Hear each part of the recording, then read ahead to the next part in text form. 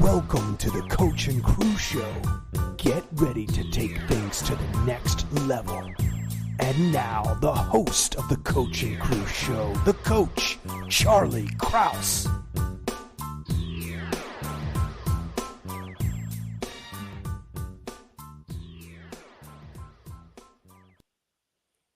Welcome to the Coach and Crew Show, everybody. I am your host, Charlie Krause, and with me is my co-host, as always, Phil Tantor Walker.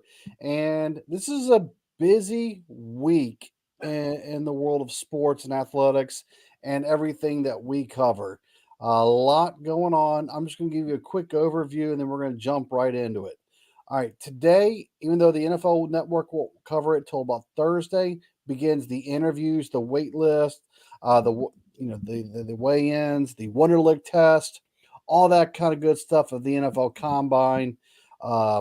And so that process has begun. I believe coverage of the on-field events starts Thursday. We've got some coverage on that going on. Earlier this past Wednesday and then Saturday and Sunday for most teams, MLS season unfortunately started because it picked up exactly where we left off for our favorite teams, as ugly as the weekend as it was for that. But we'll go into briefly on that on the tail end side. Draft is now right around the corner. It's less than 2 months away from draft. And then, there was something called Elimination Chamber this weekend. And so Phil and I are going to give y'all our 2 cents worth of that and then project out as we are now fully underway to Mania. So I want to start before anything else is just what I talked about last week, and I want to talk about this for a little bit for this week. This year's draft class has a chance to do something that hasn't been done since 1982, and that's have 6 quarterbacks taken in the first round. In 1982, it started off with Elway. He held out of Baltimore and said, no, I'm not going to play in Baltimore. Trade me. So the Broncos got hold of him. Number 7 went Todd Blackledge to Kansas City. 14 was Jim Kelly to Buffalo. At 15, Tony Eason went to New England. At 24, Kenny O'Brien went to the Jets. And then with the second to last pick overall, the Miami Dolphins selected Dan Marino. So look how many people passed up on Marino. This year, there's kind of like, dare I say, a lot of similarities and a lot of feels. Could Caleb Williams pull a John Elway and say, no, I'm not taking Bears. I'm not playing for you. Trade me. And will all 6 of the big ones go? Michael Penix, J.J. McCarthy, obviously Caleb Williams, Drake May, and Bo Nix, and Jaden Daniels are the 6 that possibly could be first rounders. So, Phil, let's start right there with that. Do you see the obvious similarities as well? And what's your takeaway of this class versus the class of 82 that probably you and I are probably about the only 2 maybe of our listeners that know the class of 82. I remember the class of 82 coming out, and the whole big story was Dan Marino. But you got to remember, you and I may remember some of this, but there was some a team, so to speak, put out some negative information on Dan Marino that he had a cocaine problem. And today it's the exact opposite. If it comes out that you don't have if you have a cocaine problem, that doesn't hurt you at all. If it comes out that you don't have a cocaine problem, that hurts you because they definitely want you to have some type of vice going into playing professional sports. But that made Dan Marino drop back tremendously, was his reported cocaine problem, which of course he does not have and did not have. And those kind of games happened all the time back then with teams. Shadow games. Yes, exactly. Trying to get some players to drop back. We saw that with Montez Sweat, 5 years ago, when they released something that he had a bad heart, which he did not have a heart problem, and he ended up dropping back to the Redskins, and they ended up picking him up. So we'd have no idea who put that out, but still. I don't really think it compares much to that class because these guys this class coming out now is kind of manufactured with all the COVID and the transfers and everything else. So instead of having your usual 2 to 3 blue chips, we now have 6 coming out. So um, I I was just looking at, I think there are 9 teams that are heavily looking at getting quarterbacks going into the season, and they've got to choose between signing a couple of free agents available, trading for what we think Justin Fields is going to be available, or drafting somebody. So there is actually a quarterback for every seat open because we have to include Baker Mayfield and Cousins as free agent available guys. And then you've got Justin Fields and Sam Howell for Washington that are tradable. And then you've got 6 guys that are being drafted. So I think it's 9 for 9, 10 for 9, something like that. So there's a butt for every seat. And the one interesting process through this all is I'm going to throw out some props real quick to Spencer Rattler. Say what you want about him, but as far as the NFL Combine and process, just hear me out, Phil. Hear me out. You're talking like a national guy and not a guy No, just that hear me lives out. in Atlanta. No, And just had to watch this guy over the past 2 years trying to play quarterback. And this guy right here lost money on Spencer Rattler. Okay, so we're not a Spencer Rattler hater. We're a guy that Spencer Rattler lost money for us guy. All right. All I'm saying about him is since his college career has ended, he has done everything by the book, by the NFL book. He has done everything they could ever ask for out of a NFL prospect quarterback. And he might go as early as the second round. He might go as early as day 2. So it's going to be interesting to see how his storyline and how he, for lack of Cody Rhodes' worlds, finishes his story. But I'm just throwing it out there that someone's going to raise their eyebrows on him. That's all I'm saying. I think I'm not a hater. All right. I think he's a system quarterback. And what I mean by that is he's not a game manager or any kind of that crap. I think he has to go to a system that fits what he does best. That he's not a guy that you can plug into any type of system and expect positive results. I think that he's got to go to somebody that really fits what he does. And he's a guy that's a Kyle Shanahan type of guy. He's a Rams guy. He's a 49ers guy. He's probably, I would say he's a Lions guy. So I think he's a guy that fits those systems best.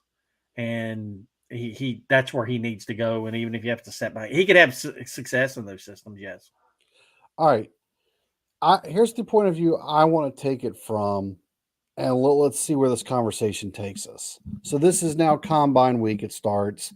You've rented out a room in some hotel, and it's basically 15 different coaches all in the room, player personnel director, GM, the whole shebang.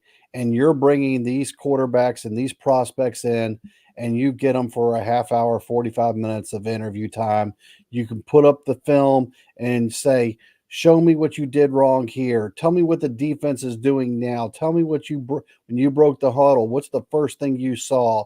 And then it's also about getting all the deep, dark secrets out into the open. So, Phil, let's start with this point of view. And you can choose any quarterback of the 6 that you want as your examples, and what you would be asking them. But if you were a team and you brought any of those 6 quarterbacks into your meeting room and whatever, and you had a half an hour worth of drilling and questions, who are you asking and what are you asking? Well, you only get 15 minutes, and you're not allowed any type of gotcha questions or anything like that. I don't ask them a darn thing about football at all.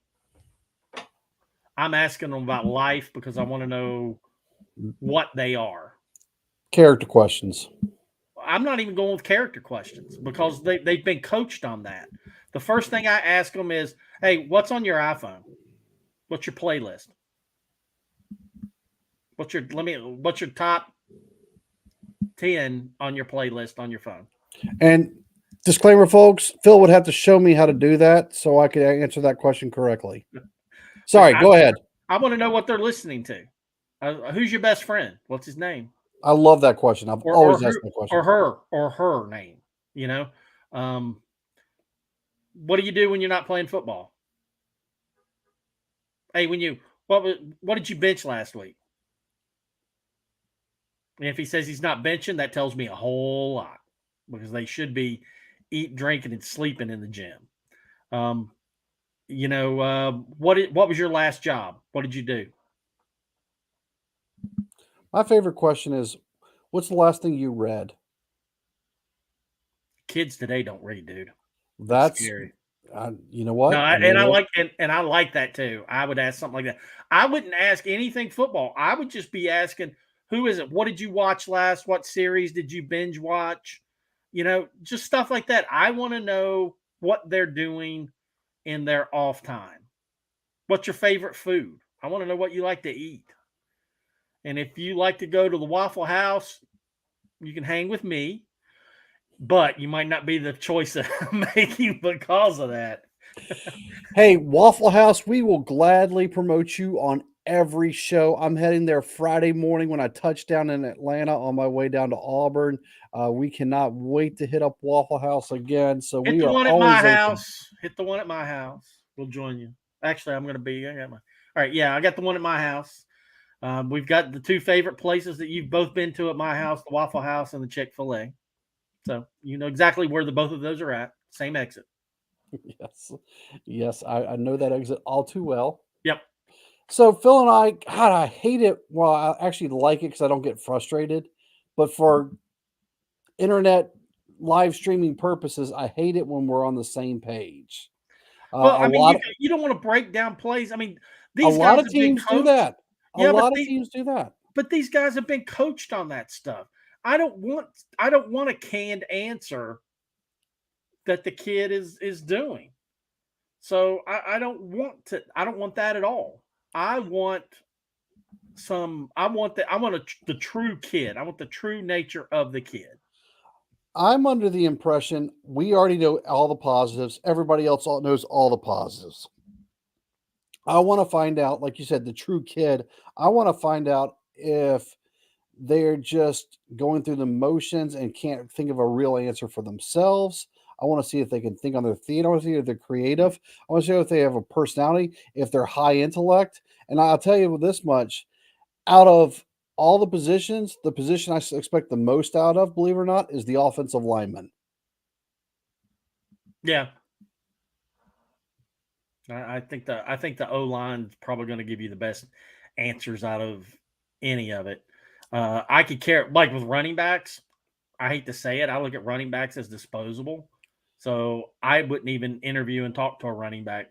I Well, just that look at his 40 time and his shuttle time and whether he fumbles or not. And after that, you know, I, you I run them was going to until substitute. they get I was going to, broken. I was going to substitute wide receiver for running back, but yes. Now, wide receiver, I want to know if the guy can memorize his route tree and how he runs the route and how he sticks at the top. Different teams run route trees differently. And what I mean by that is some of them like to chop at the top and round it off. Some of them want you to accelerate at the top. You just see different teams, the way they coach it's differently. So I want to know how they were coached on their route tree. How were they coached to run their routes? And that's a great point.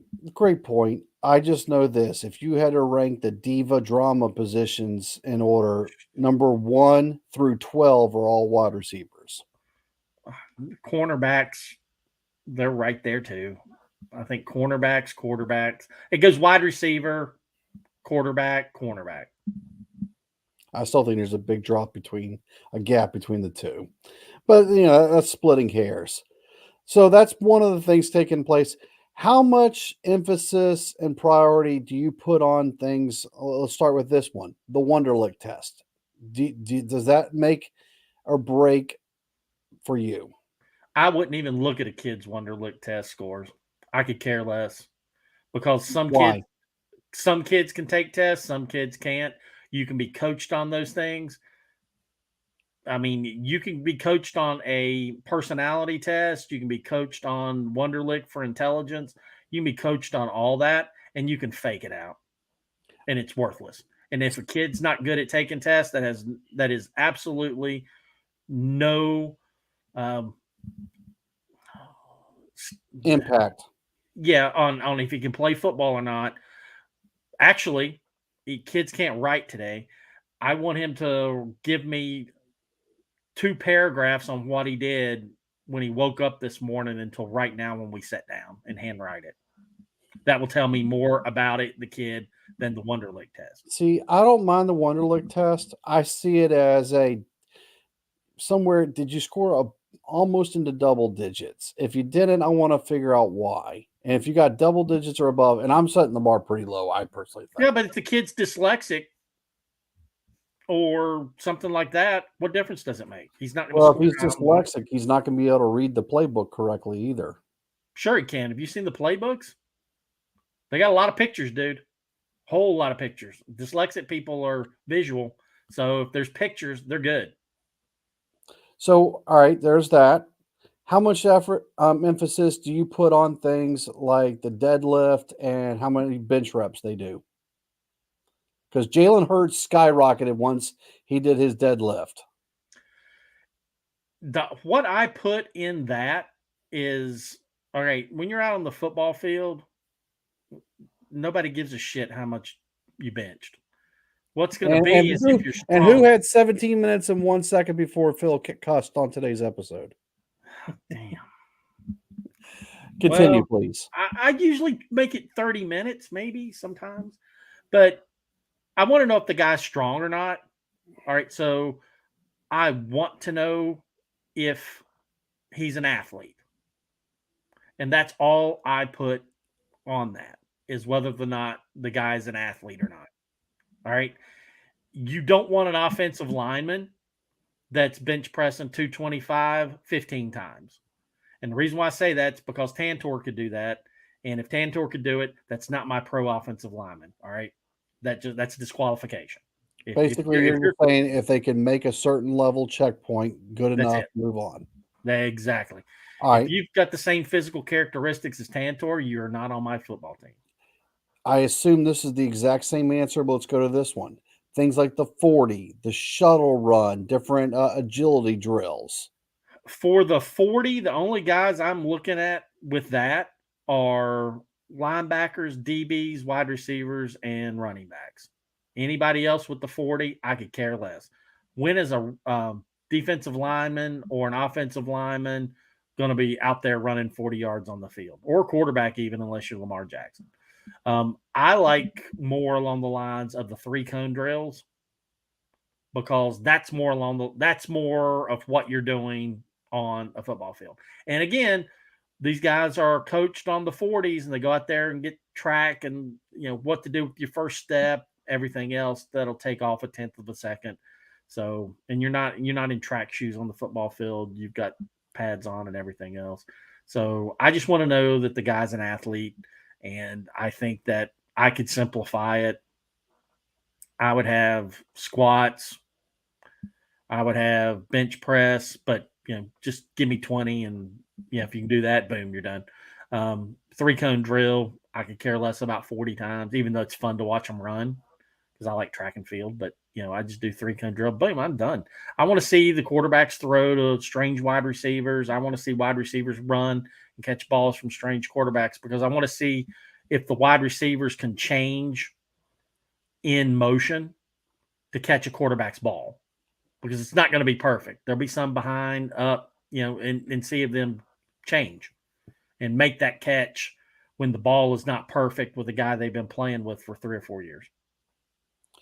In the past few years, it's been the trend for the headliners to opt out of these things and possibly only show up on their college pro days, if even that. Here's my question, and I have my opinion on this. I'll share afterwards. Do you think it's easier to drop because of having bad performances and things like your pro day or the combine, or do you think it's easier to increase your status because you attended the pro day, because you attended the combine? Depends upon the guy making the selection. Um, me, I like the guy that shows up. All right. Because I want the guy that puts forth the effort and is always trying to do better. I like the kids that show up for the Senior Bowl. I can understand a guy setting out, quite frankly. Caleb Williams, you're sitting at the top of the pyramid right now. Don't do anything. I would sit at home because anything you do is going to hurt your status. But if you're number 2 and down, you need to show up and do something. And anything you do, in my opinion, is going to help.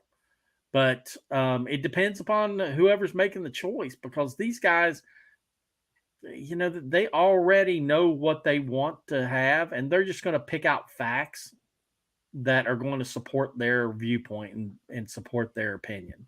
See, here's why I'm a big favor of yes, show up and do it, because they're not going to, give you so much time, but they're going to give you a little bit and say, "Hey, that was great and all, but now do it like this. Let me see how you handle it if you do it like this." And that shows me real quickly, is the kid coachable to our technique?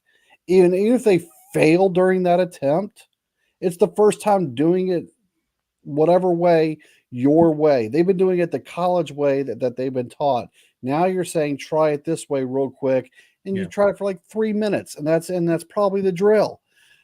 It's showing me, are you coachable? Yes or no.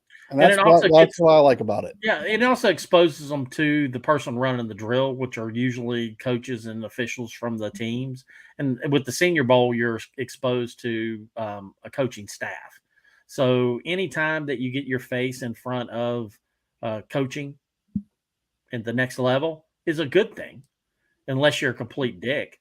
So, you should be pretty much eager because you're interviewing for a job. It's your next job, and you want to get out there and expose yourself and get in front of people.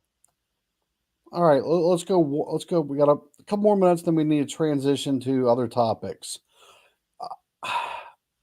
I'm pretty much sure Caleb Williams is going number one. Are you in agreement with that? Yeah, if Chicago, yeah, they should. Where they're at as an organization, they should take Caleb Williams and go with it. My number one in reality is Jaden Daniels, but let's say he goes number two. So I assume he'll go number two. Who's your number two out of the six? Well, Drake May's my number 2. All right. Well, I just wanted Because the people. I wanted the people to hear. I went to the game. I walked down there just to see where he was and what he looked like and everything else. And I took, I don't know, hours of videos that I sent you and him just working out in underwear, So I think he's the real deal. I think he is solid top to bottom NFL. But that's just me. I think that the top 3, Jaden Daniels, Drake May, and Caleb Williams, all 3 of them are phenomenal college quarterbacks. And unfortunately, 1 or 2 of them are going to fail because that's the mathematics on it. Probably 3 of the 6. Oh, definitely. Look, definitely 3 of the 6 are going to fail. I would say 4 of the 6 will fail. But I don't know which 4 are going to fail. I'm not smart enough. If I was smart enough to know that, NFL teams would be beating my door down, offering me $1 million contract just to evaluate their talent. But I don't know that. I don't know which 4 of those guys are going to completely bomb out. No idea. I mean, the 04 class had 3 of the 4 possibly Hall of Fame level careers: Eli, Rivers, and Big Ben. The only other person in the first round was J.P. Lossman, and people are saying who? Yeah. Then the class of 82 or 83, you had Elway, yes.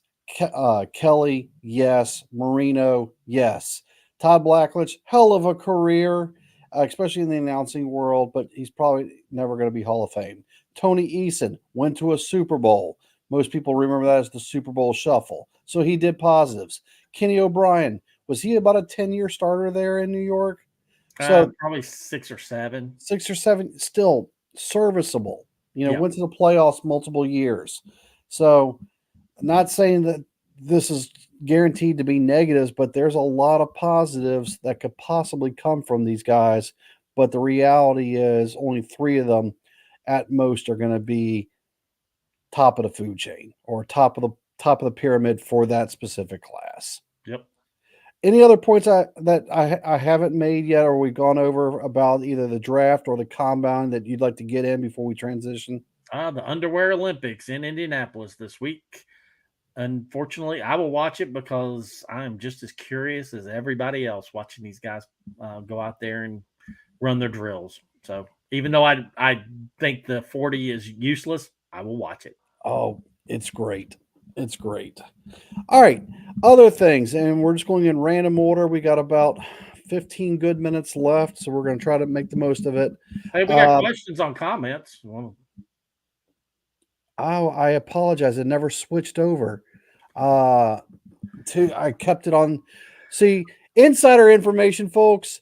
When I have to play our little theme opening song, it does that, and I forgot to switch back. Tech doing the ACC implodes because when Florida State Florida State. leaves. Yeah, I know you have opinions on the Florida State stuff. Can you even talk about the Florida State thing right now? Well, I mean, right now, you need to keep your mouth shut right now. I will keep my mouth shut, Okay. and because things are happening as we speak down in Tallahassee, Yep, with family members. So, we may be adding FSU to one of our coverage schools. Tantor is spot on. Hey, can you catch the ball and then swarm the ball and give me heart? Yep. Hey, thanks, David. Thank you for chiming in. I'm sorry I forgot to switch over my screen. My bad. But thank you for absolutely chiming in about that. Yeah, Florida State. Hey, listen, this is all on the ACC. It's got nothing to do with Florida State. Now, yes, Florida State signed that contract $1.8 million years ago, but it's now going to be what it's going to be. I guarantee you that there are going to be some lawyers making a lot of money on this. Oh, you think? Yeah. So, and I don't think this gets solved for, I don't know, 5, 10 years. Oh, it's going to be forced to resolve faster than that. Nah, because look, I tell you right now that no matter what happens in a state court in Florida, it's going to end up in federal court, and then whoever loses is going to appeal. This right here, that Tantor is going to throw this out. It will go to the Supreme Court. That might be true, but we're talking about hundreds and hundreds of millions of dollars, if not $1 billion, is on stake here. It's ACC is going to have to figure something out. Yep. They can't just hold the line because North Carolina, Clemson, and Virginia Tech are all in line as well. Yep. And others are quickly it's going to ramp up, and it's going to get ugly fast, and it's going to go to the way of the teams even faster. And I have absolutely no idea what's happening in the athletic department now, because they are running it tighter than the CIA keeps track of national state secrets. Let me tell you, nothing is getting out of the athletic department currently at Georgia Tech. So you don't have any secrets of Georgia Tech in your basement for people to come uncover? Even the people... Or your garage? Okay, I knew that Collins was getting fired and Stansbury was getting fired before they knew they were getting fired. I was reffing a soccer tournament in Atlanta, and a guy comes up to me after the game, and I was like, "Oh God, I got a mad parent." It's Tantor. I was like, "Yeah, let me have it."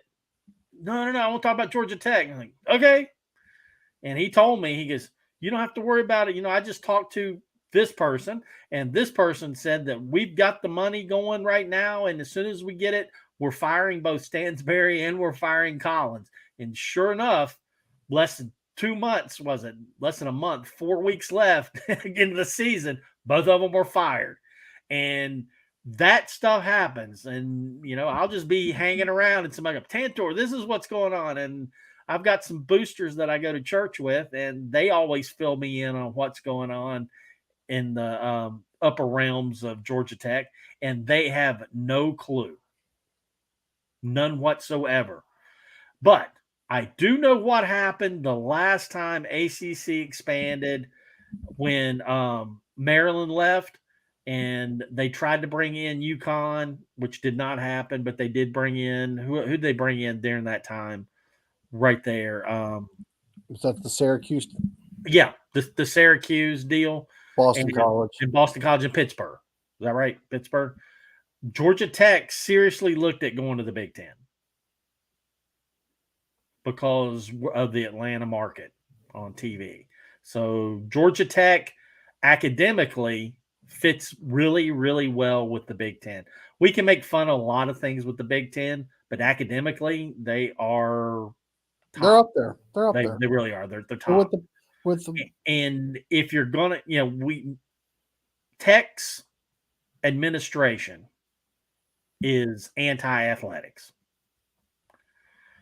But the only real move that they would make, that they would back, is to go to a academic conference. And the Big Ten brags about being an academic conference with them all being AAU schools. And I know they looked at it when they brought in Syracuse and them.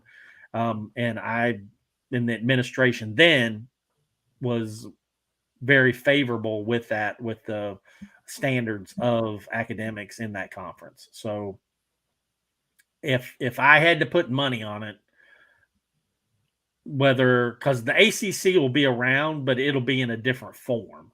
They'll have to do something. I mean, you might see a The ACC is going to be two things. It's going to be the Northeastern schools that are the quote unquote newbies to the ACC. And it's going to be schools like, dare I say, Coastal Carolina coming in. Some of the Sun Belt schools. Yep. That'll have to come in and replace, because if the ACC separates, you'll see Clemson leave. Clemson, Carolina, Virginia Tech, Florida State. Put those four. Yep. And maybe even UVA. I thought you can tell me better than anybody else. UVA and Virginia Tech are handcuffed, right? Handcuffed, but at the same extent, don't ever say never. So to replace them, you would see an ODU, a Coastal Carolina, possibly an offer made to UCF to join the ACC. Is that what you would see? UCF would not step down out of the Big 12. I wouldn't think so.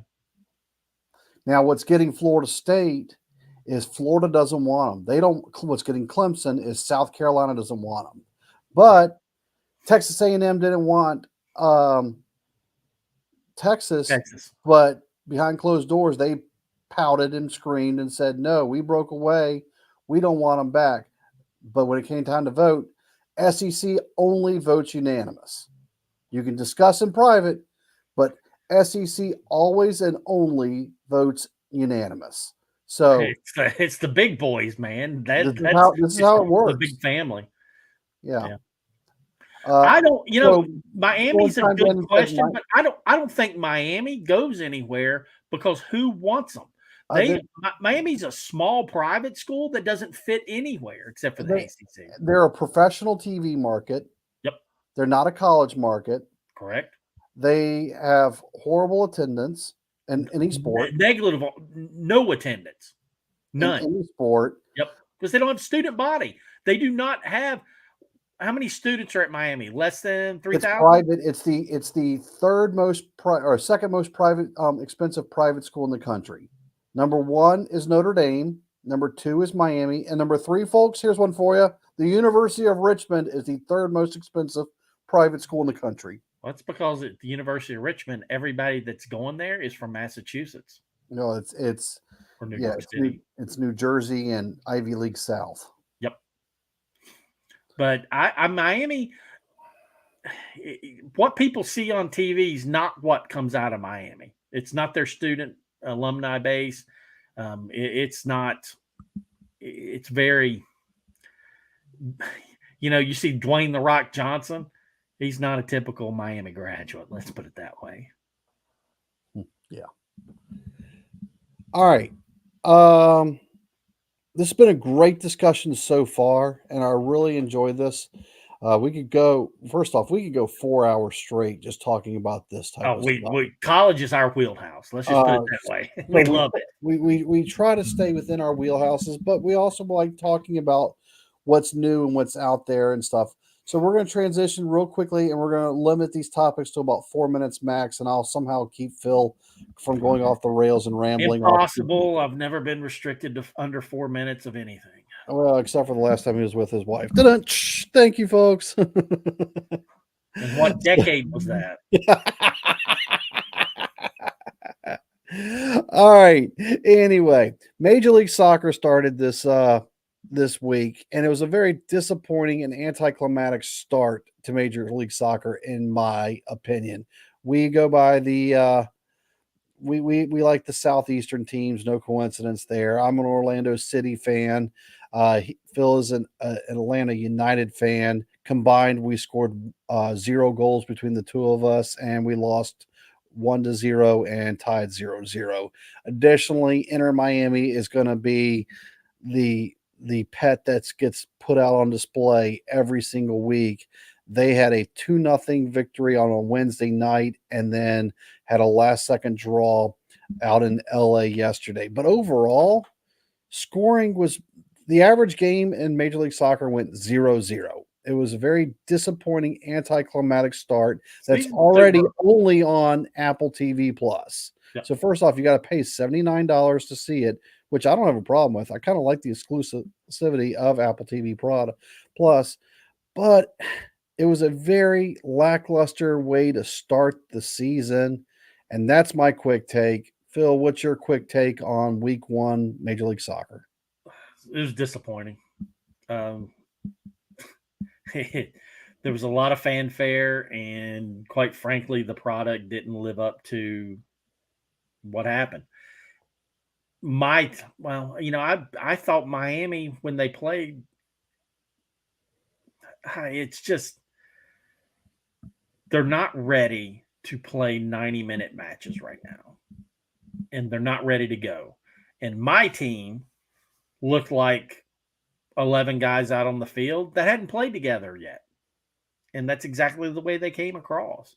I didn't think they were horrible, but it looked like that this is the first time that they've actually gotten together and played, because a lot of the internationals were just arriving in the last week or so.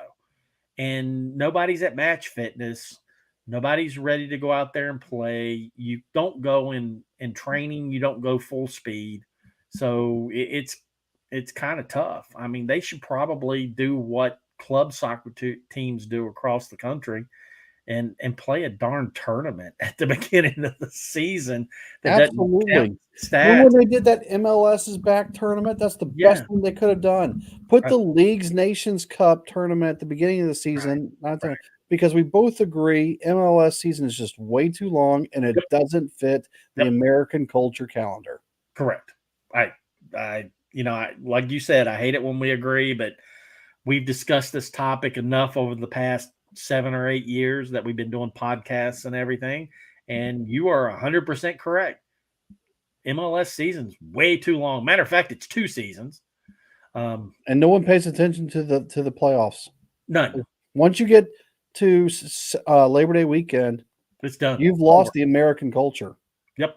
And we've been saying that August 31st, the season ought to end, and they ought to do the playoffs right there at the beginning of September and be done with it.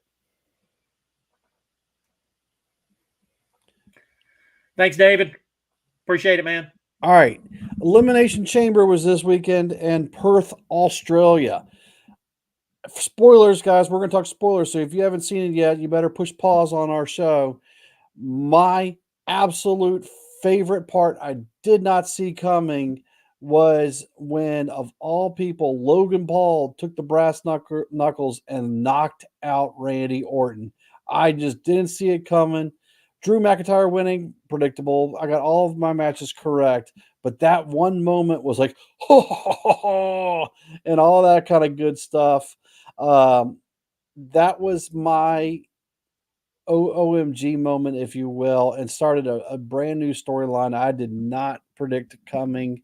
I gave that match specifically an A plus. No matches got below a C for me, but that was the moment that stole it. And Drew McIntyre played his role perfectly throughout the men's chamber match. So there's my quick takeaway on the premium live event. Sorry, I could not think of the new words they use. PLE. All right.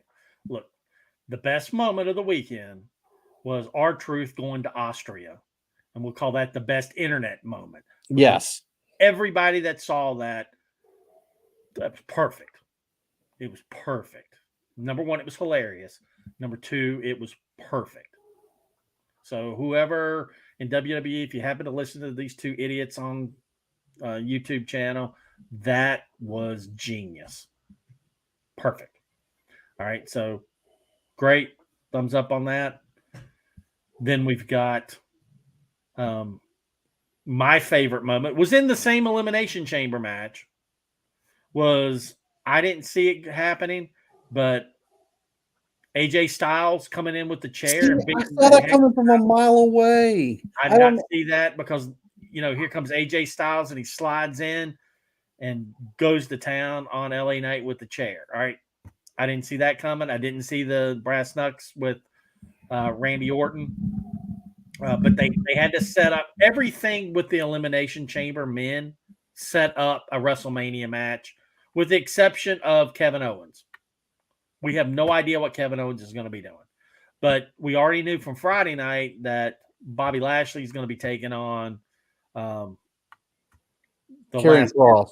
Yeah, Karrion Kross, the Last Testament. So all of that just built up other matches, which is great storytelling. It all worked. I thought that match alone, though, was just brutal. I thought every one of the matches in Perth were brutal. They were. And I felt myself cringing a couple times, like, God, I wouldn't do that. That's got to be horrible. Because, Bobby Lashley putting them through the Elimination Chamber, that was killer. When he put them through the glass, that looked like it hurt. I saw that and went, damn, that's got to hurt. With, even the women, and I told everybody that you were going to like Tiffany. Tiffy time off the top of the chamber, over. Fantastic move. I was just stunned with some of that. Even the pre-match with the women's tag team was very, very good. It was a very good match. The men's tag team, Pete Dunne, bravo. Him out there with working, and they made Damian Priest look fantastic. They really helped sell him. They did. And I thought that was great. I loved it. I absolutely loved it. And the Rhea Ripley Nia Jax match was over the top good. That was exceptional. We all know that I think Nia Jax is dangerous. But she was tremendous. And having her out there with somebody that could actually, take some of her shots with Rhea Ripley was a great match. And seeing the crowd cheer a heel, that put it over too. So, I didn't have any match lower than an A. And I had quite a few that were A+. I thought it was very enjoyable. I thought it was great. So I had the pre-show match as a C, full disclosure. You Possible. didn't like that? Well, and I think here's why. The match went 7 minutes, and I think that's some of it. It Okay. just felt shortchanged. And I was And that's curious about that. Okay, why it's a pre-show match where you just have a bunch of people talking. Why have that match cut short? Makes no sense. and so I was disappointed in that. I gave every other match a solid A. Um, and then the men's I gave an A plus. There was nothing negative about the women's match. There's some great spots when Bianca Belair got Raquel Rodriguez up and over. Mhm. That was impressive. Very impressive. Strength over strength. But there was not that one thing that made it to the A plus level on the tag match, uh, Reyes championship match, or the women's chamber match. In my opinion, they were all solid A's. This is what an A looks like. But to earn an A plus, I think you need to do something above Okay, extraordinary. Nia Jax standing on a chair and putting Rhea Ripley through the table, the announce table, that doesn't put it to an A plus. I think part of my problem with that, I'm not laying on the announce. Okay, number one, Rhea Ripley got slammed on the announce table without it being cleared off. yeah. So All she right. took monitors, pencils, everything. I think That for me, alone for me gets a plus, the A plus on it. And then Nia Jax come. Would you lay there? Would you let Nia Jax slam you on the announce table without clearing it off first? I wouldn't let Nia Jax slam me, period. Me either. But still, all right, that happened. And then Nia Jax jumps off something and lands on you on the announce table. Come on, man. I, That's I'm crucial. not disagreeing. I think what it was specifically for me, and shame on me for thinking this, but I can't help how my mind was going. That match was 0% ever in question.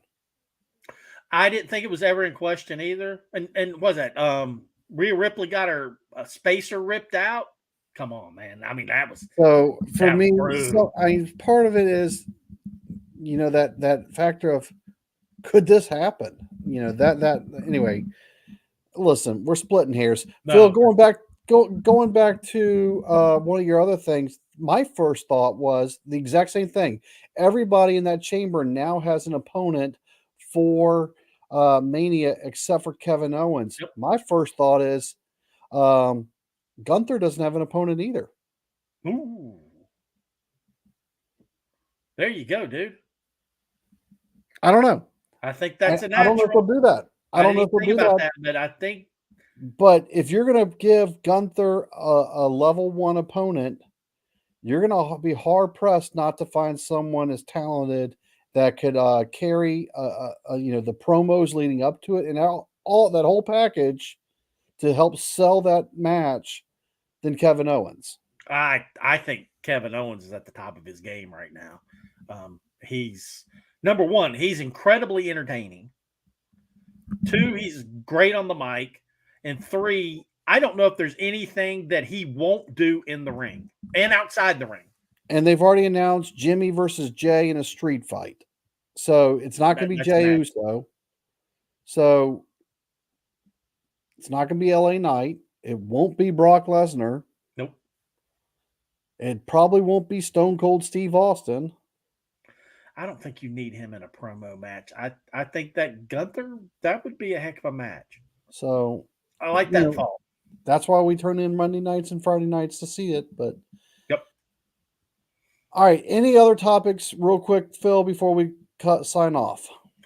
My Atlanta United fans, look, if you want to hear more about what I think about Atlanta United, you need to comment on this because Atlanta United, there's no free, not behind paywall talk about Atlanta United anymore out there. All right. It's here. And I thought about doing videos, but what's really the point for the two people that were watching at the end of the season? But I'm still watching every match. I'm still doing my notes. I'm still doing everything else that I'd like to talk about on it. But got to have an audience. If I don't have an audience, I'm not gonna do it. So I thought the team in the first half was basically stuck in cement. The guys that they signed, but it just looked like they haven't been playing together long. So I'm willing to give them 3 or 4 matches to see how this stew comes together and see how it gels and how it tastes after it sets a little bit. All right, my final takeaway for those who don't have any interest, fine. We're going back to college sports, but now it's spring sports. College baseball has started. There's 5 teams I'm now profiling and tracking along the way. Yes, Coastal Carolina's going to get a lot of press from me. They just know how to lay the offense. They just beat Cincinnati 25-2 on the weekend round robin. Also, this weekend they beat Ball State 12-2, and then back on Friday they beat Illinois 17-9. This team is just cranking out runs. They're 5-2 on the season. Florida State 6-0, Auburn 6-1, VCU is 4-3, and Phil, hey, you just lost on Sunday, but Georgia Tech is 6-1. So good starts for most teams. Jackets are back this year, baby. Good starts by most teams. College baseball is actually fun to track. You got it goes Friday, Saturday. Watch when you're in South Carolina. Drive over about 40 miles and watch the Gamecocks play. Nice stadium, nice part. It's pretty cool. Yep. College baseball, the way it works, it's Friday, Saturday, Sunday, and then you get a Monday, Tuesday, a Tuesday, Wednesday game. Yep. So it's somebody local that your bench plays. It's four games a week, and then by May we're in conference tournament play. So it's a short, fast season. Even my attention span can hold up on it. So there's my takeaway. I believe it or not, for baseball, I think college baseball season's perfect. I really think MLB they should start April 15th. End August 15th, have the World Series done by September 10th. I wouldn't be opposed to that. All right, folks. As always, coachandcrewshow.com. Make sure you're hitting the follow button, hit the like button, comment throughout. We are good about replying back into the comments on the main screen. Then if you ever watch it live, obviously we try to make it as interactive as possible. So we are going to be off next week. I am traveling back from Alabama next week. So I might be in Richmond by time the plane by 7 p.m. starts, but we're going to probably say I'm still going to be in airport getting back to Richmond from visiting my daughter down in Auburn, War Eagle. So we are off next week. We'll be back in 2 weeks. So thanks for watching, and we'll see you again soon. Peace, people.